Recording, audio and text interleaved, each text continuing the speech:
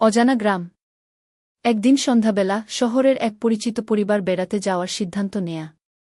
সুমিত, তার স্ত্রী মীরা এবং তাদের ছোট ছেলে আকাশ শহরের বাইরে এক নির্জন গ্রামে যাওয়ার জন্য রওনা হয়। গন্তব্য ছিল একটি শান্ত গ্রাম, যেটির নাম ছিল শিবপুর, যা শহরের লোকদের কাছে খুব কম পরিচিত। গাড়ি চালিয়ে তারা গ্রামের কাছাকাছি পৌঁছাতেই আচমকা গাড়ির ইঞ্জিন স্টপ হয়ে যায়। সুমিত কিছুটা বিভ্রান্ত হয়ে গাড়ির হুড খুলে দেখতে যায়, কিন্তু কিছুই অস্বাভাবিক মনে হয় না। গাড়ি আবার চালু করতে গেলে কোনোভাবেই চলছিল না। অবশেষে তারা সিদ্ধান্ত নিয়ে গ্রামের দিকে হাঁটা শুরু করবে, কারণ সন্ধ্যা হয়ে আসছিল এবং তাদের থাকার জন্য একটি রাত্রি দরকার ছিল। গ্রামে প্রবেশ করার পর প্রথমেই তারা লক্ষ্য করে যে গ্রামটি একেবারে নির্জন। কোথাও কোনো লোক দেখা যাচ্ছে না। বাড়িগুলি পুরনো, ধ্বংসপ্রাপ্ত এবং সব জানালা বন্ধ।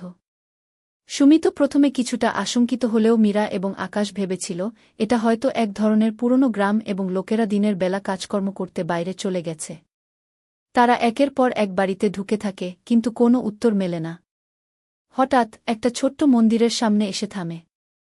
মন্দিরের ভেতরে ঢুকে তারা একটি অদ্ভুত জিনিস দেখে, একটি প্রাচীন প্রতিমা, যার চোখ ছিল পাথরের মতো কিন্তু যেন জীবন্ত।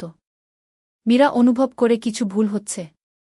সুমিত তাকে শান্ত করতে চায়, কিন্তু তার মধ্যে এক অদ্ভুত শীতলতা অনুভব হয়।